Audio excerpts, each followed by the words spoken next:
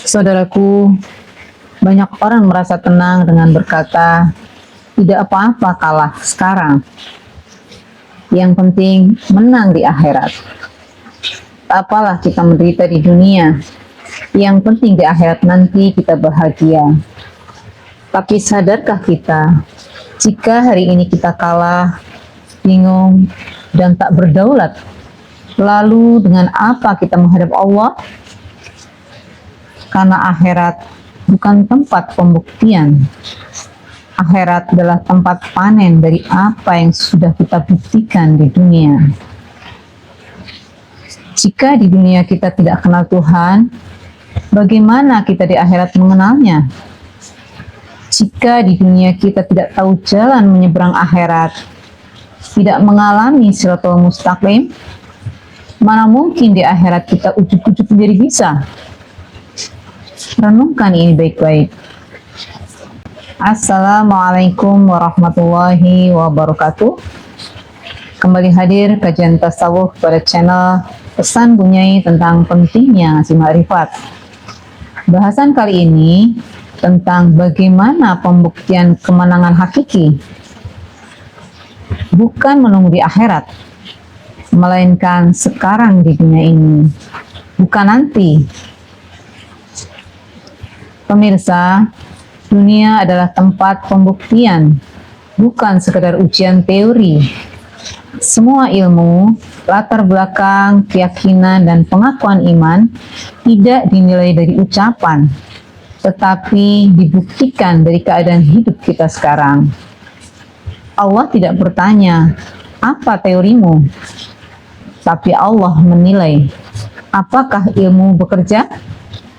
Sebagaimana disampaikan dalam Al-Quran, dan katakanlah, bekerjalah kamu, maka Allah akan melihat pekerjaanmu. Begitu juga Rasulnya dan orang-orang beriman. Quran Surat At-Taubah ayat 105. Artinya, iman dan ilmu wajib terlihat dalam praktek hidup. Agama itu hakul yakin, dan itu harus terbukti, bukan dihayalkan. Ada 3 tingkatan keyakinan, yakni ilmu yakin, artinya tahu secara teori, kemudian ainul yakin, melihat tanda-tandanya, atau secara empiris dapat dibuktikan. Dan tingkatan tertinggi yakni hakul yakin, artinya menjadi kenyataan hidup, dialami dan disaksikan. Bahkan pertanyaan kubur sekalipun sudah ada jawabannya saat ini. Man rabbuka? Siapa Tuhanmu? Ini amat jelas dalam kehidupan kita. Siapa dan apa yang menjadi prioritas hidupmu? Orientasi dan tujuanmu? Apakah masih menuhankan harta, jabatan, dan keluarga? Jadi sudah terjawab saat ini, saat kita masih hidup di dunia. Jika hidup kita masih kalah oleh nafsu, keadaan, ketakutan, dan sistem dunia, maka itu belum hakul yakin. Meskipun lisannya mengaku yakin, sebagaimana Al-Quran, sekali-kali tidak. Sekiranya kamu mengetahui dengan ilmu yakin, niscaya kamu benar-benar akan melihat neraka. Quran Surat At-Takasur ayat 5-7. Ayat tersebut jelas pesannya. Keyakinan sejati selalu melahirkan dampak nyata. Pemirsa, kemenangan harus terjadi sekarang, saat masih di dunia. Pepatah yang berkata, kalah sekarang, menang nanti, itu bukan ajaran Al-Quran.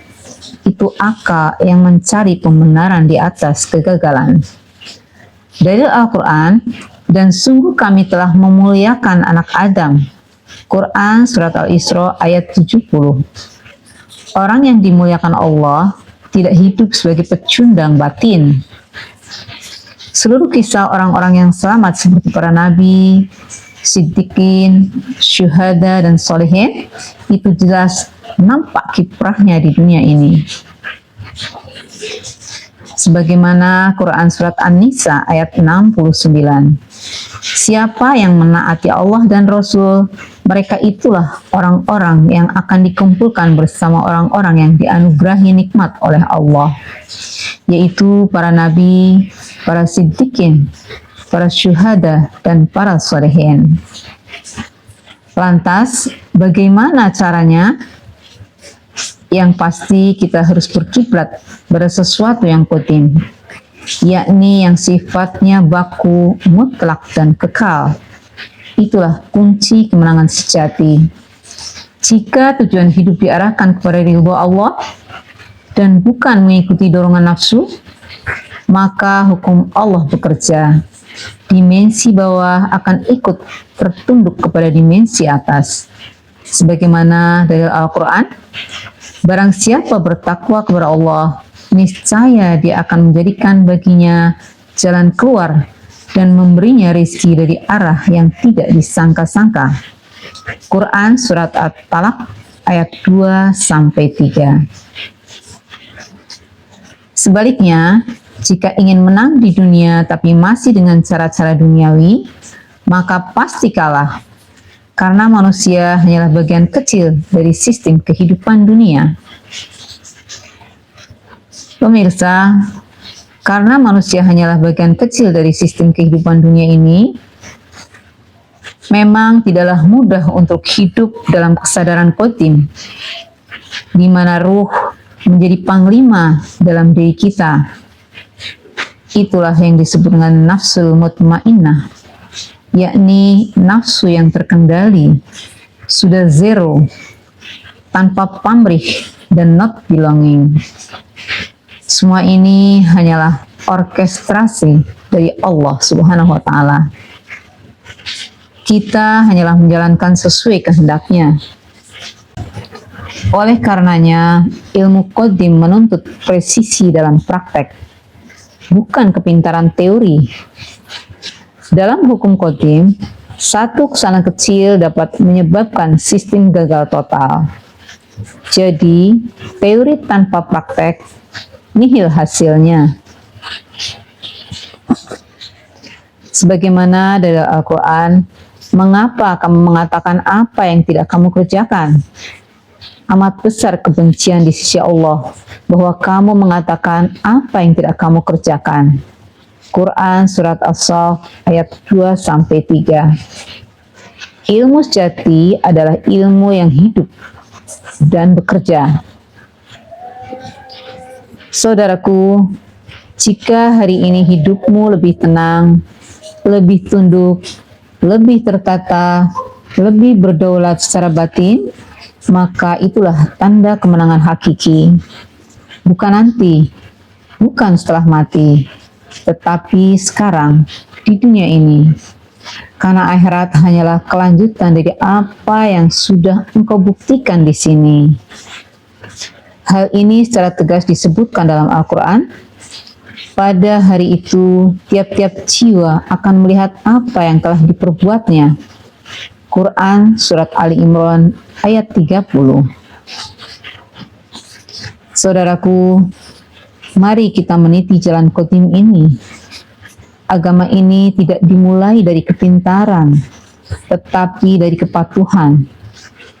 Bukan siapa yang paling banyak dalil, tetapi siapa yang paling siap tunduk dan dibimbing. Karena keselamatan bukan milik orang yang pandai berbicara tentang jalan, tetapi milik orang yang masuk portal dan berjalan di jalurnya. Demikian yang bisa kami sampaikan. Mohon maaf sekiranya banyak hal yang kurang berkenan dalam penyampaian kami. Ila yang tak maksudi waridho kamatubi. Wassalamualaikum warahmatullahi wabarakatuh.